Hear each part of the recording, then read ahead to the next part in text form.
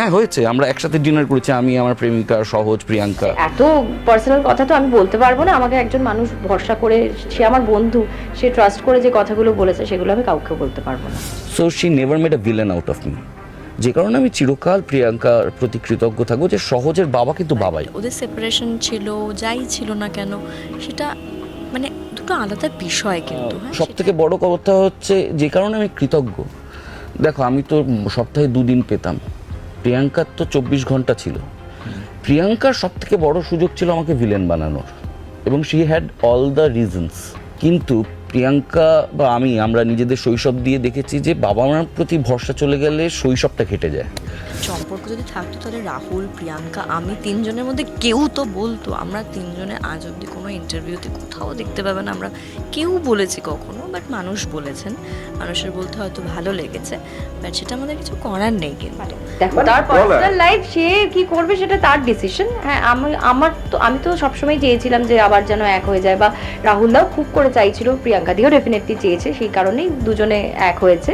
তো এটা ভীষণই খুশির খবর, মানে সেটা যতটা রাহুল দা প্রিয়াঙ্কা দি খুশি, আমিও খুশি। So she never made a villain out of me, যে কারণে আমি চিরকাল প্রিয়াঙ্কার প্রতি কৃতজ্ঞ থাকবো যে সহজের বাবা কিন্তু বাবাই। সেটা কোনো দিন প্রেমের জন্য দূরে চলে গেছে একটা মানুষ, ওদের সেপারেশন ছিল, যাই ছিল না কেন, সেটা মানে দুটো আলাদা বিষয় কিন্তু। হ্যাঁ, সেটা একসঙ্গে মিলিয়ে দিলে খুব একটা মজার সুন্দর গল্প তৈরি হয় ঠিকই, কিন্তু সেই গল্পটা তৈরি করার কোনো দরকার ছিল না। এত পার্সোনাল কথা তো আমি বলতে পারবো না। আমাকে একজন মানুষ ভরসা করে, সে আমার বন্ধু, সে ট্রাস্ট করে যে কথাগুলো বলেছে সেগুলো আমি কাউকে বলতে পারবো না। এটাতে হয়তো অনেকে অনেক কিছু বলতে পারে, কিন্তু আমার কিচ্ছু যায় আসে না, কারণ আমি সত্যি রাহুলদা আমার খুব ভালো বন্ধু, এবং আমি চাই সবসময় রাহুলদা, প্রিয়াঙ্কা দি, সহজ ওরা যেন ভালো থাকে। রাহুল খুব ভালো বন্ধু, মানে আমি তখনও দেখেছি প্রিয়াঙ্কার, সহজ, সবাই ওরা একসঙ্গে আসতো, আমরা একসঙ্গে খাওয়া দাওয়া করতাম।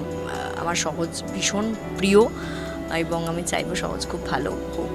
হ্যাঁ হয়েছে, আমরা একসাথে ডিনার করেছি, আমি, আমার প্রেমিকা, সহজ, প্রিয়াঙ্কা, কিন্তু সেটাকে এক্সটেনশন হিসেবে দেখেছে। কিন্তু তার জন্য আমার প্রতিও শ্রদ্ধা, এখনো তো অ্যাডোলেসেন্স আসেনি, এখনো অ্যাংস তৈরি হয়নি, আপাতত যেটা দেখছি ভালোবাসা। মানুষের মনের মধ্যে জটিলতা তৈরি হয়েছে, মানে প্রচণ্ডভাবে যত দিন যাচ্ছে তত মানুষ জটিল হয়ে উঠছে, সেটা খুবই খারাপ।